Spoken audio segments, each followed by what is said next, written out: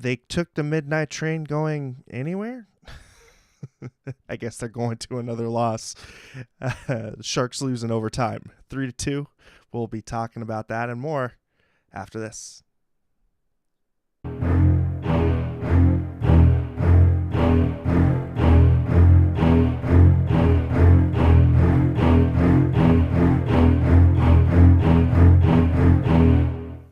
But first, if you want to be a part of the show and Teal Together with us and join the conversation, check us out across all the social media platforms, the YouTube chat, Twitter, Instagram, Facebook, SoundCloud, Reddit, Discord, and of course the shenanigans that goes on in the TikToks.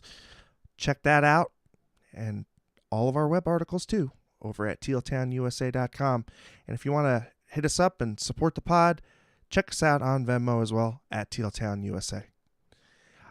I'm Eric Landy, and I'm joined by two awesome people, Marky Mark and Dana May. How are you guys and gals doing this evening? I'm good. Dana, how you doing? Good. Glad to be back. All right. Still one win for me. There hasn't Nice been a show. yeah. There hasn't been a lot of wins to talk about with this team, so There haven't? no. I think we're in the wrong year. But getting back to tonight's action, the Sharks end up losing it in overtime, 3-2.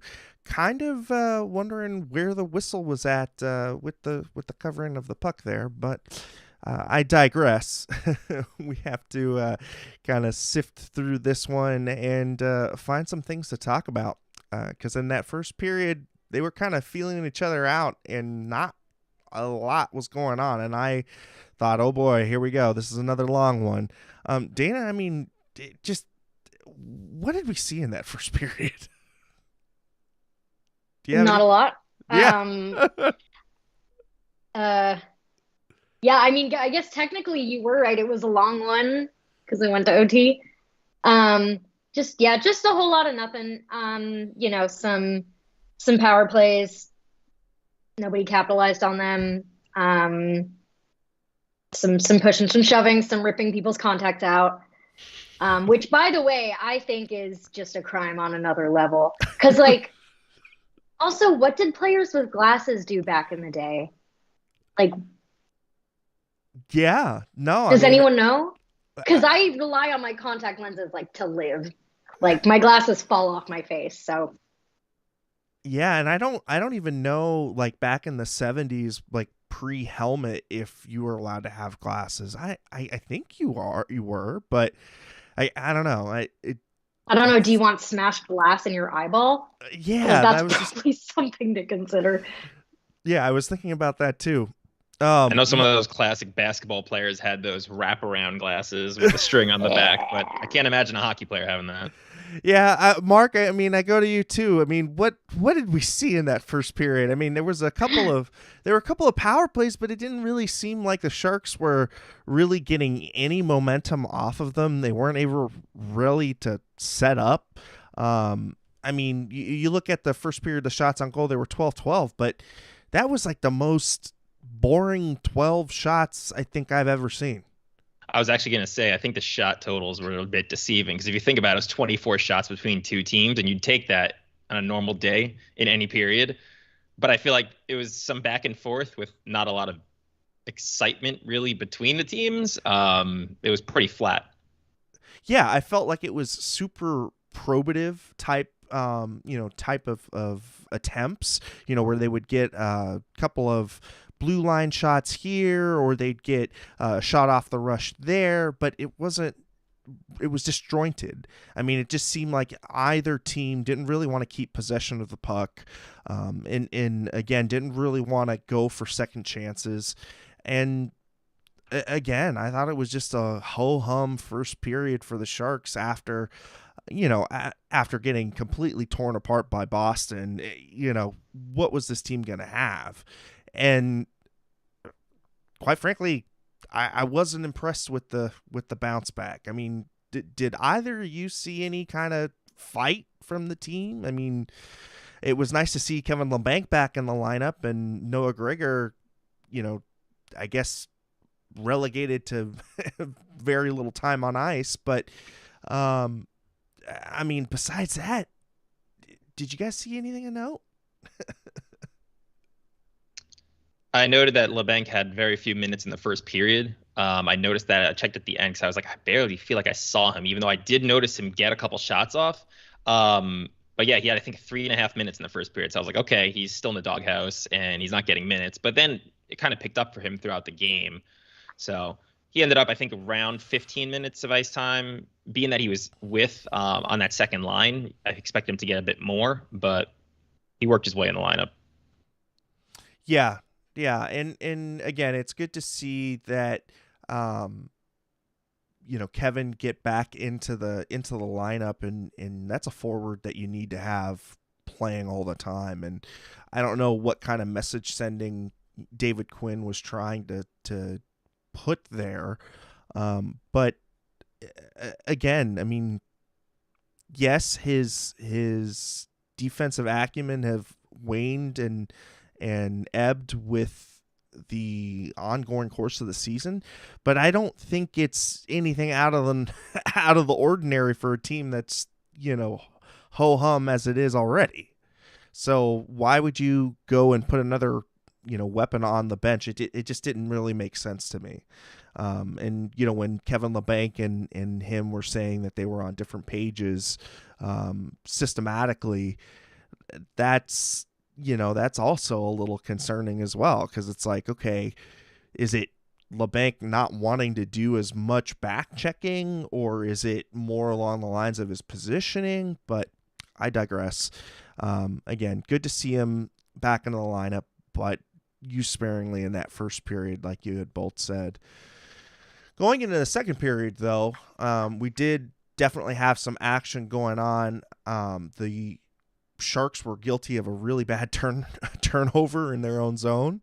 And Adam Ernie, with his 6th on the season, he is assisted by Larkin and Hronik, but really just one of those brain farts that we have just consistently see this team make on that. And did either of you catch the defensive pairing that was out on the ice for that goal? I'm looking at the GIF right now. Ferraro. Yeah, Ferraro Cicek. And yeah, Ferraro just was, right, trying to stop Larkin.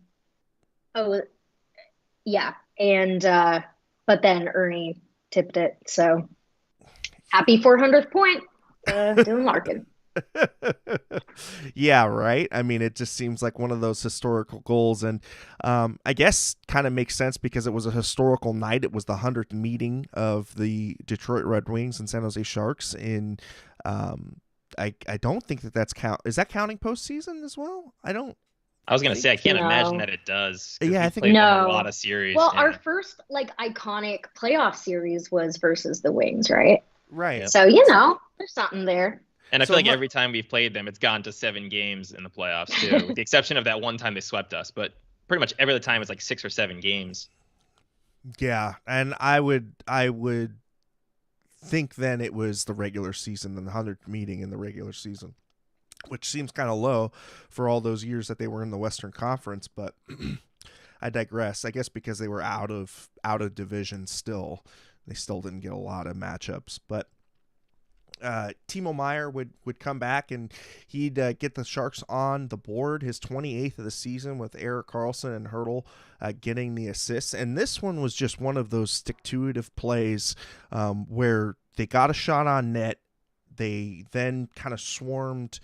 Timo was there to make the wraparound with the the garbage in front of the net. And just really one of those effort goals that you love seeing. And when Timo's scoring those type of goals, he's rolling well. Dana, what did you see from the goal there from Timo?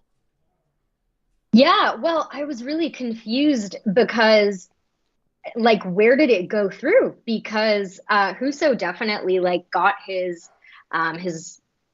skate and his pad into that corner of the net, but Timo still found a way to think, whatever little nook or cranny was there, he got it in. So yeah, the usual suspects. Of course, Carlson assists. But yeah, happy to see that from Timo. 28 for 28. 28 for 28. You got it. Mark, what did you see there from Timo's effort that just he kind of willed that one? Yeah, I loved it. I mean, it was an amazing pass from Carlson to find him on the initial kind of cross ice pass. And I was actually kind of bummed Meyer didn't bank it in off the initial pass. I feel like the pass would have gotten more credit if he had scored on the initial part of the play. But then to just wrap it around, find that little spot, like Dana was saying, it just perfect effort from Timo, which is what we pretty much see game in and game out. There's one person who's never guilty of not showing up. Yeah, for sure. And this season, he did have that snake bitten first part, but he has definitely cleared the baffles and gotten all the cobwebs out. He's in peak form right now. Larry Johnson in the chat with the Timo going to New Jersey take.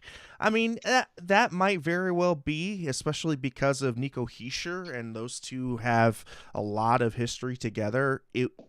It would make sense for New Jersey to try and go after a player like Timo.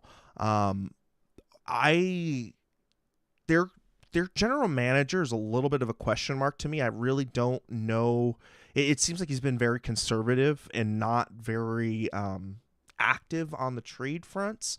So I don't know. Mark, you're closer to the situation. What do you think of New Jersey and a Timo, meet up with Hischier? So I tweeted it out actually just at the start of the game because Tim Burke is seen at the Devils game today scouting it. And there's also been rumors for some time linking the two teams. I think I'll be kind of actually at this point heartbroken if Meyer gets moved, but based on what we keep hearing is that there's just no real talk about an extension. So it's really a matter of when he gets moved at this point. I think a little bit more than if. And if he is going to get moved, I think the Devils make a really good partner, at least in terms of return. They've got Holtz as a prospect who isn't really getting NHL minutes, but he's considered a top prospect. He's tearing up the AHL when he's playing down there. He's another Swede, so he'd be in our big stable of Swedes. And also, they still have that first-round pick available. So if you're trying to make a move, the Sharks are obviously going to look for top prospects and picks. So I think that works out, but I'm still kind of at a point where it's this guy is just playing at such a high level that you just can't get equal value no matter what you get in return for him. The way he's playing right now, he's playing at one of the highest levels we've ever seen among Sharks forwards, and he's such a unique type of player. Yeah, no, I think that's perfectly, you have it right there on the nail as far as, the anxieties of the fan base and losing a player that's beloved. And Jerk had said on a couple of pucknologists ago that you're going to spend another 10 years looking for this player once again. So I'm concerned that we haven't heard anything on the contract front. That is a little concerning, and I think Shang has been really good at fleshing out, what's kind of going on, and the fact that he's kind of quiet on the Timo front also is a little concerning as well. So, yeah, I mean, again, just one of those forwards that you're going to spend a long time looking for once again. But getting back to the game, Michael Rasmussen would get the Red Wings back up on the Sharks. That goal would make it 2-1. He'd get that unassisted, and I mean, this one, it's you. I'm just reviewing it right now, and I don't know. I mean, it's a bad bounce, yes, but you also gotta wonder where's the defense behind the net on that one, guys. I mean, Dana, what'd you see from this goal? Because this one, yeah, it's a bad bounce, but I also didn't like the Sharks' positioning either. Yeah, no, nobody was there. Am I rewatching the right one? Yeah. The Cheech clearing attempt that went wrong. Yeah. It's like you've got possession of the puck and you're you're not able to get that out or get that to it's just fundamentals. You know what I mean? And it's just so disheartening, for the Sharks to have played well and really gotten one of those good work ethic goals to then squander it with a goal like this. I mean, Mark, what's your thoughts on this? The fact that it was unassisted to me shows, because the angle I saw of the goal made it kind of tricky to see how that puck bounced out. I wasn't sure if maybe the Red Wing player beat the defenseman to the puck and then like angled their skate to try and kind of like kick it out. But based on the fact that it's unassisted, I'm assuming it actually came off the Sharks player, right? Or bounced off the boards a weird way. I couldn't even see, but the way it bounced out just showed an absolute breaking of coverage then in the middle of the ice. Like Bonino looked like he was just kind of coasting. And yeah, I mean, you're not going to fault Reimer with a guy skating in from a point blank shot like that and scoring. So it's clearly like a defensive collapse. But the way the puck bounced out is still the part that I just couldn't exactly see what it hit. Yeah, and I think it was a bad clearing attempt. I think it's just and it just makes you it just bewilders me when you have possession of the puck and then you just completely give it up in your own end it was so nonchalant and so careless of a clearing attempt that it just really bothers me. As these are the types of things that you're trying to get out of your system if you're a good team at the beginning of the year or hell even in preseason. But it just goes to show you that the level of mediocre defense has become the norm, and again not giving a damn enough, as Puck Guy would say. I digress. Logan Couture, though, the captain, would come back and he'd get the Sharks tied up with 19:53 left, so 6 seconds left on the clock, and he's able to jam it in. And again, another work ethic type goal. Erik Karlsson with the assist, and Megna. I mean, again, Megna to Karlsson to the net. Couture continually banging away at it, and the captain, leading the charge with another one of those effort goals, and you just love to see it. I mean, what's been working for him lately, Mark, that we hadn't seen at the beginning of the season? You're referring to Couture, right? Yeah, to Logan. Yeah, I think this is the one thing I've noticed over the last few seasons. He seems to go through these spurts, where I don't know if it's a confidence issue or just, the classic athlete who goes through ups and downs, but he'll hit these moments where he's looking really good. He'll go on a streak where he'll get, 5 goals in 6 games, bring his numbers up. The last few seasons, I feel like he was on a pretty good pace early on, then hits that midseason lull. But on that play in particular, great hand-eye coordination. I know the broadcast was mentioning that he played baseball growing up, but it's just, you watch him and he's literally just following the puck as like the second it's about to touch the ice, he just slaps away at it. Perfect. To bank it in off the defenseman and in. So great play by him, but also that shift in general was great by the Sharks. I think they tried like 6 or 7 shot attempts, just throwing the puck at the net, finding open men. They couldn't get a lot of them through. And then finally that play we got the lucky bounce off the defenseman and in. Yeah. Yeah. Dana, I mean, what'd you see there from the captain that's just kind of giving you a little bit of hope he can try and steer this thing back towards some semblance of good play? Yeah, I feel like with Cooch, like the effort is always there. Even if he's snake bitten or he's going through one of his streaks. And yeah, I appreciate that they didn't just be like, oh yeah, there's a second or 2 left, whatever, just let them, clear it or whatever. But they knew they had a chance, and it just took one bounce. And Husso was, of course, like way out of his net doing all kinds of splits and everything. So, yeah. So, I mean, I think they did the right thing by sticking by it. And it just, judging by his celly, it looked like a pretty satisfying goal. So that was good to see. That was definitely a positive note to enter intermission with. Yeah, no, I agree. And going into that third period, the Sharks would still continue to play, I think, behind the 8 ball at times. I mean, the shots kind of bear it out. It's 8-10 in favor of Detroit. I mean, James Reimer had to make some really good saves in that third period to preserve it. And again, lackadaisical play. And when they would kind of put together a little bit of a rush, they'd get it one and done it, and the Red Wings would be coming back the other way. So again, just kind of regressing a little bit towards that first period. It was just kind of a weird game to watch. I mean, especially since it's kind of early for us, and so again, kind of throws off your internal clock just a little bit. But I mean, I saw a Sharks team that just wanted to get that game done with. You know what I mean? Like it just, I don't know. It seemed like they were checked out. Did you see anything in that third period to suggest otherwise, Dana? No. And I would like to say I was fine with the time. I can get to bed at a reasonable hour, so thank you, Sharks. But yeah, no, the East Coast road trips are never it.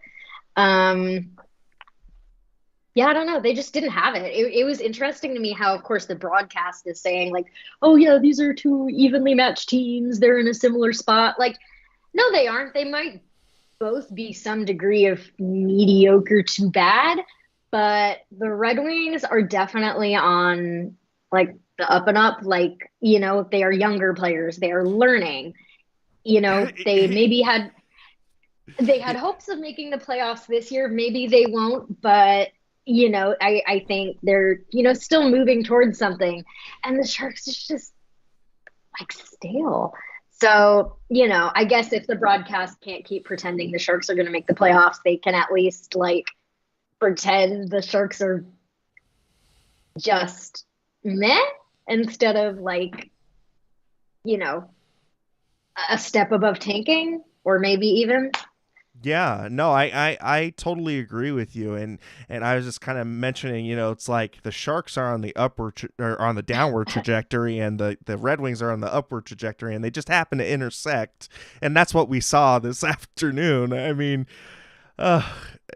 yes, two evenly matched teams, but the futures couldn't be any different or any farther from each other, and the Red Wings really started to embrace the rebuild after after they snapped their playoff streak or whatever it was. So I think the Red Wings have had that coming to Jesus moment where they figured out, okay, yeah, it's time to restock the cupboard, and we're gonna suck for a little bit, but we're gonna have a new arena, we're gonna have a new outlook, we're gonna get some new players, and here they are. I mean, Mark, I'm surprised they didn't score in that third period to begin with. Reimer kept them in it for sure, but this Red Wing team, I mean, they're going to be good, and I'm going to say in going to be short order. I would say maybe another year. Yeah, they've got players to build around. Potential franchise type players. Sider's a great growing defenseman, like future. I don't want to say Pronger, but like that type of guy who's like mean, big, has offensive abilities, like the guy you build around. And then I see Norris is in his future for sure. And then you've got Raymond, who's a super talented young kid, who already can contribute. Larkin as well, even though he's got a contract to work out. But like you were saying, in that third period, I think they came out to play, and the Sharks were kind of sleeping through the first 15 minutes of it. I think the one thing the broadcast did highlight, even though I fully agree with what Dana's saying, they're always trying to like put lipstick on a pig, or whatever the phrase is. But they're basically I mean, whatever. Yeah, they're constantly doing that. But the one thing they did point out is the shots were 9-2 at one point, right? So in the final few minutes, the Sharks actually evened that out. But they were getting dominated the first 15 minutes. They basically stayed in the locker room after that intermission, which is completely opposite of what you'd expect, right? You score that late goal going into their intermission. Usually a team uses that as fuel in the next period. And that's another sign of a difference between a good team and a bad team. Like, your captain scores a goal, Carlson's involved again. The leaders of your team are like trying to carry the team, but there's just nothing after the break. So we were kind of lucky we even got to overtime. Yeah. Or unlucky if you don't want that. I disagree. I was like, if you're going to lose, please do it Exactly. in regulation. Yeah, right? Especially against another bottom feeder team. I Yep. mean, they're going to get, I don't know, no, Detroit's not bottom feeding, but I don't know. I just feel like the way we talk about these players on the Red Wings as opposed to the kind of big players on the Sharks, I feel like the Red Wings feel like they have something to prove, those individual guys and also as a team. And I feel like that just isn't as present for the Sharks because, you know, everybody's got their big contract except for Timo, and, you know, things are real hush hush, but, you know, maybe, you know, he might be playing to try and attract teams to want to take him on. I don't know. Just speculation. But yeah, I feel like that motivation may not be there in the same way because the Sharks' bigger players all have their, you know, wonderful billion-year-long contracts. I know it's cliche, but yeah, but I would hope that a goal from your captain going into intermission would be good motivation, bring good energy to the locker room. But yeah, just a lack of energy in the third period. And like, genuinely, I wish they had just lost it in the third period. Just let in a low goal towards the end, call it a night. Because that's the energy they were bringing, you know? Yeah. You get what you give. Yeah, and going into the overtime period, you know, anything can happen in an overtime, but the Sharks just looked like they were scooting through mud. I mean, it just looked bad. And then, you know, you had the face off, and you kind of saw the again that scrambly type of play, and the Red Wings just kind of sticking to it and sticking to their game plan. You know, really showing tenacity, and they won. You know, they won it, and I think that's the way that it probably should have been in the third period. You know, because I'm definitely on the tank train as well. But again, just another lackluster finish from a team that's shown nothing but lackluster the whole season. And I mean, we can talk about Erik Karlsson getting 64 points through this game. We can talk about, you know, a little bit about Timo Meier, a little bit more about Timo, and you know what his future is going to be. But you know, right now it's not a fun time to be a Sharks fan. That's for sure. And I don't know if the trade talk is kind of starting to bother me a little bit too, because it's almost like, again, you see the whole NHL kind of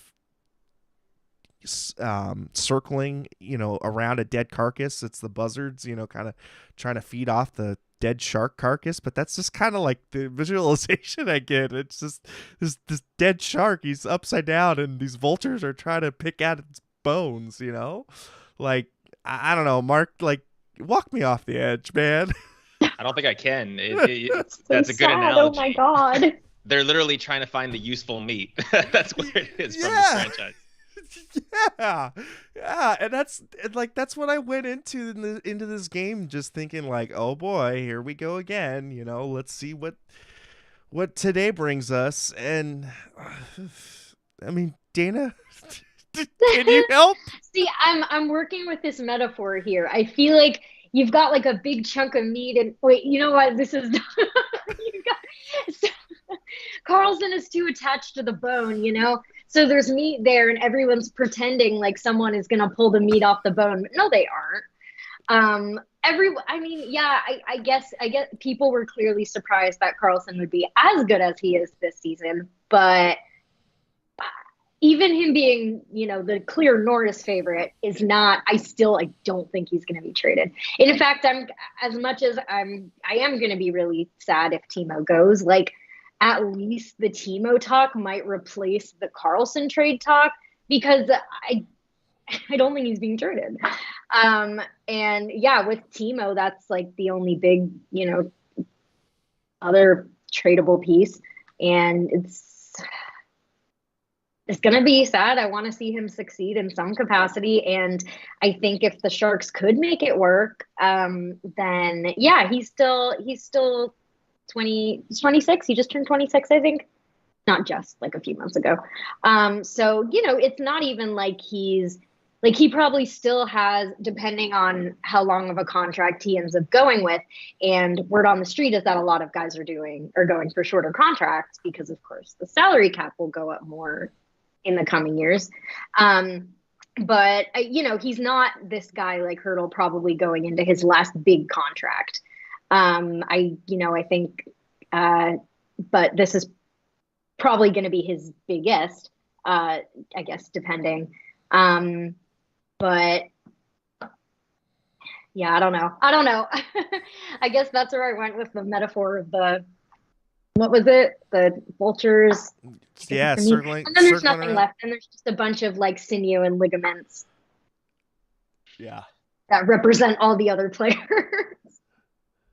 Yeah, and Kevin, Kevin bringing it up. I mean, with all the complaining about the Sharks having no cap space, I don't see how retaining $5 million of Carlson helps this team. He's the only thing keeping us relevant right now. Yep. Like Watchable. That's it. Yeah. I mean, imagine this team without him and Meyer. Like, what are you even tuning in for? They'd have Bedard in a heartbeat. That's what they would be. Still need that lottery luck, though. I know. You can't win. AJ bringing it up too. Imagine how much better position the Sharks team would be if EK and Timo were having such great seasons. Yeah, like if Timo wasn't having a great season, I think it increases the chance of him staying a Shark, honestly. And I think, EK, it's like, oh, this would have been useful to me yesterday. This is kind of the feeling I have from him. So I don't know. I just, you're painted into a corner with EK. I'm totally agreeing with you, Dana, on the fact that, he's going to be a guy that you're not going to be able to offload. Timo is the easier of the two assets to move.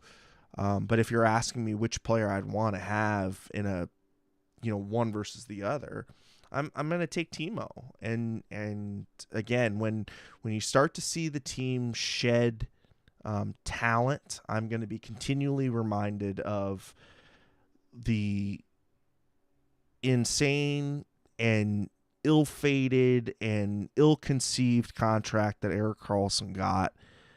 The same can be said with Marc-Edouard Vlasic, and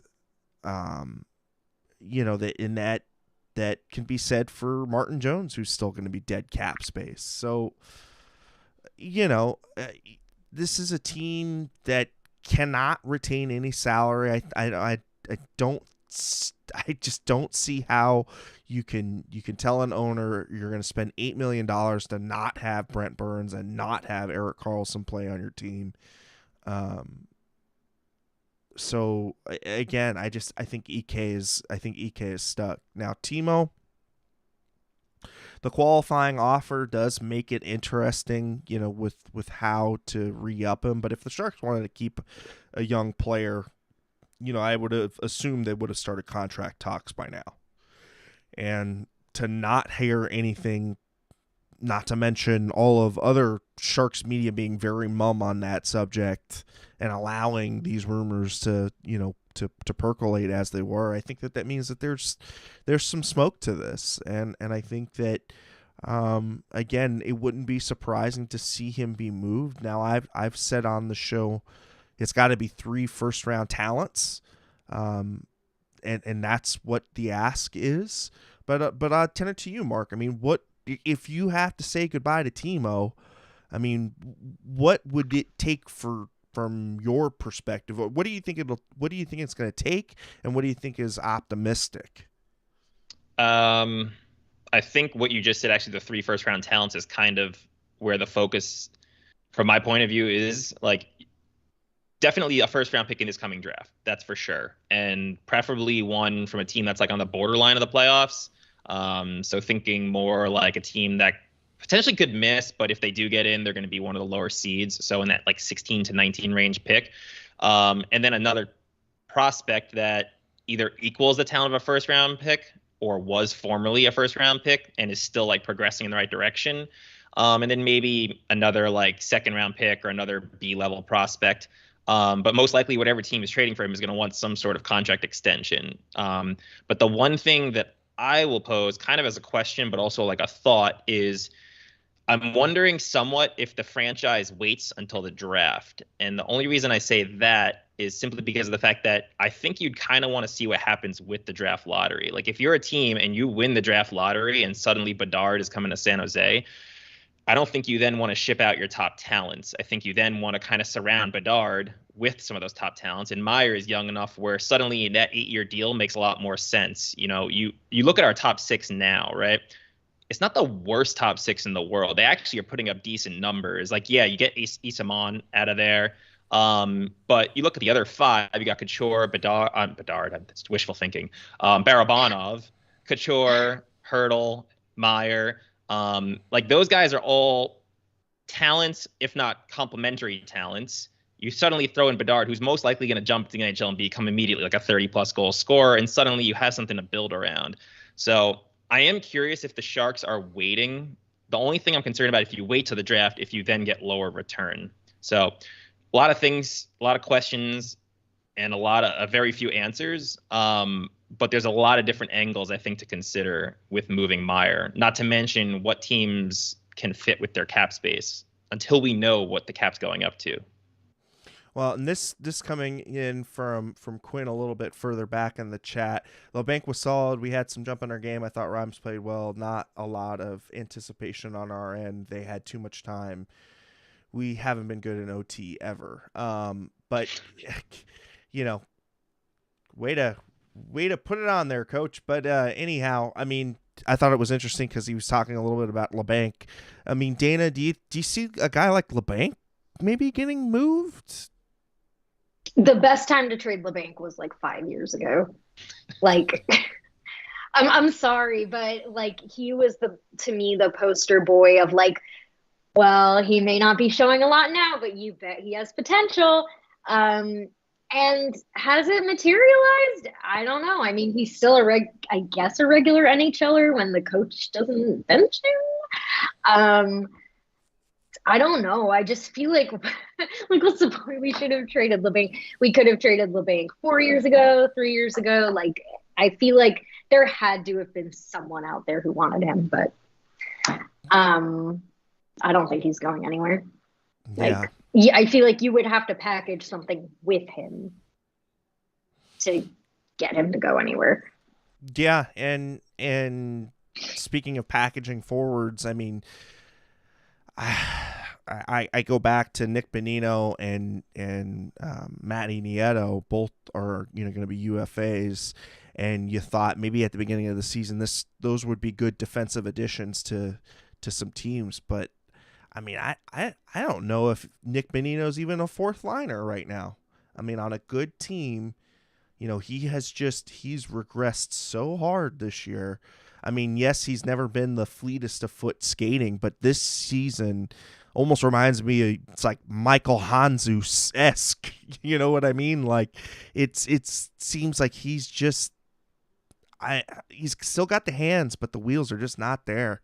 I mean, Mark, are you seeing the same, or am I just like talking out of my head on this one? Yeah, he's definitely on the downswing of his career, and I think the only thing that really could possibly attract teams to trading for someone like him is just the veteran experience. I mean, the guy's won a cup. He's done well in the playoffs. So maybe we can try and trick a team into making that move. Low cap hit, so teams can easily fit him in when it comes to that deadline prorated amount. So if you can get a mid-round pick for him, sounds good to me.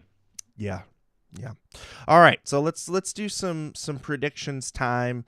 And let's talk a little bit about this trade deadline, because I know we've been talking about what pieces the Sharks have or what have you. So at the end of the day, Mark, what do you think will go down for the Sharks? Do you think they just stand pat, just let everything kind of chill until until the draft lottery comes, or do you think that there will be moves? What what's your crystal ball on this one?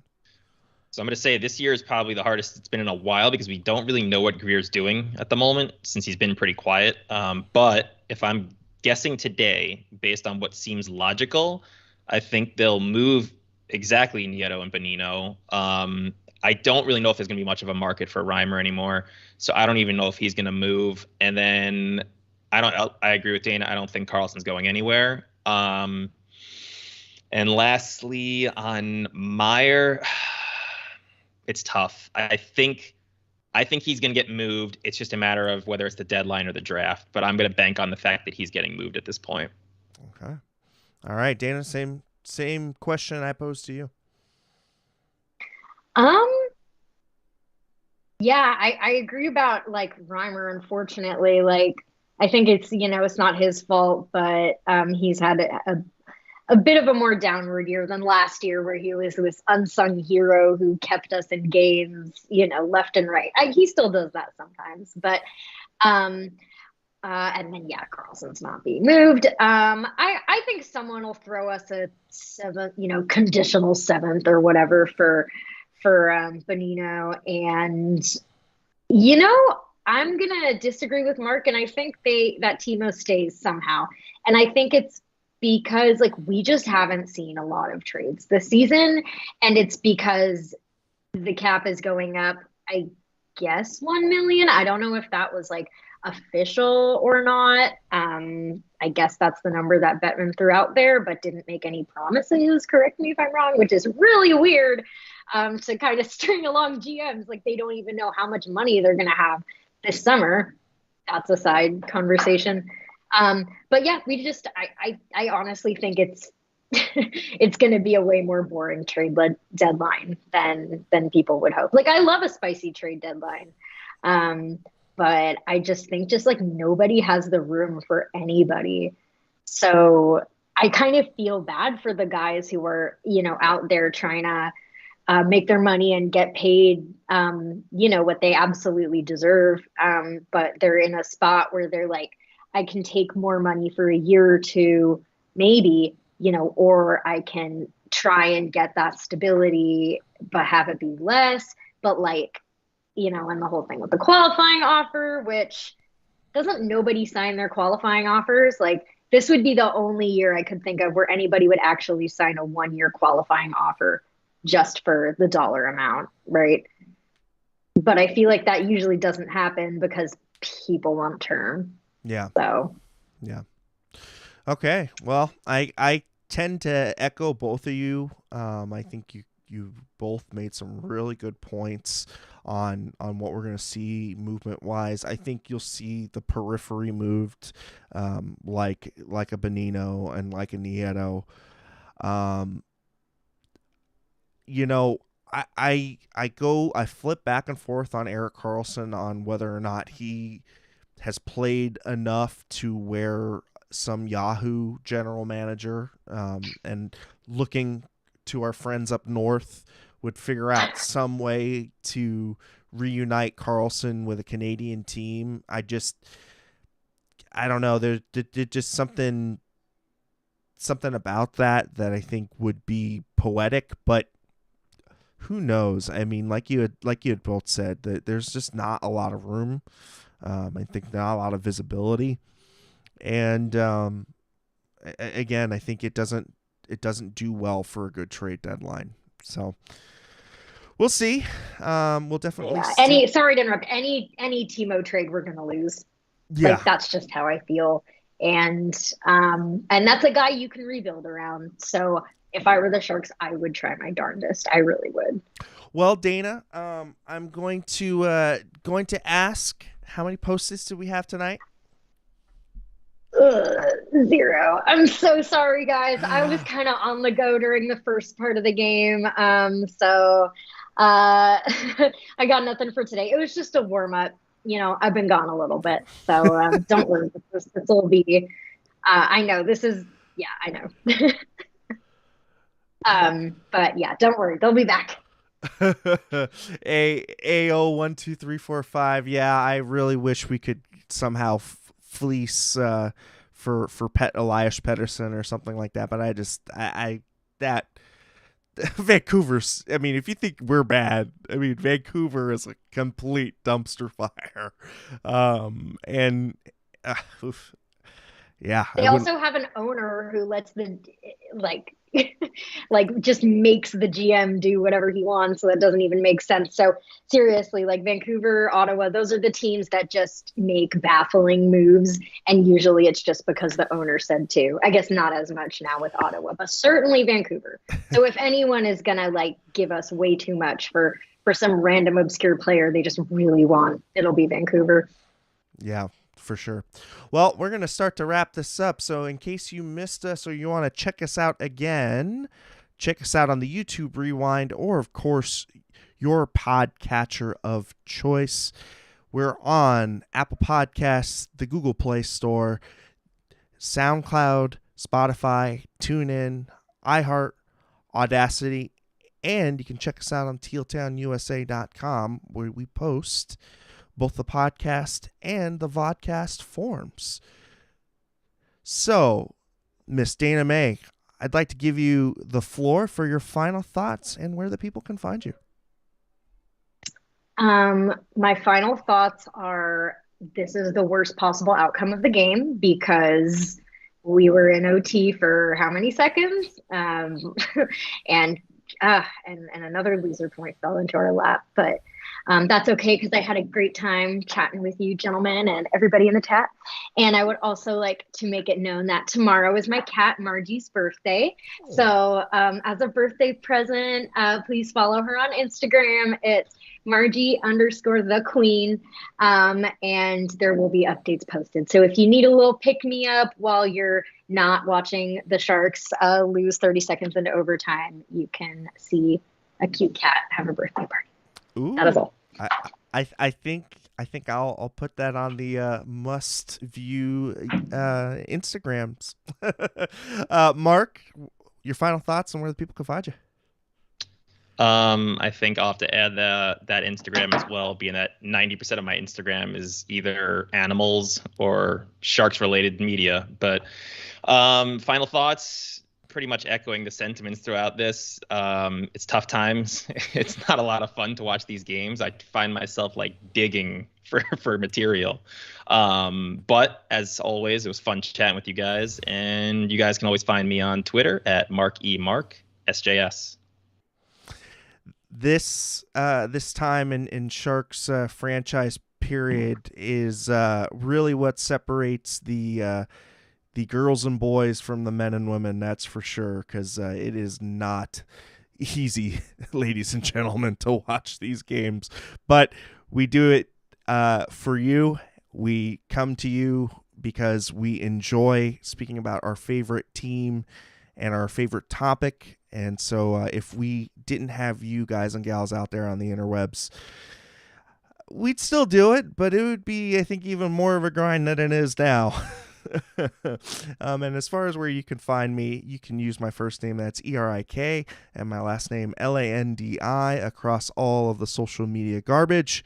So for everybody at Teal Town, keep it real, keep it teal, keep it real teal, and we'll see you after the next game.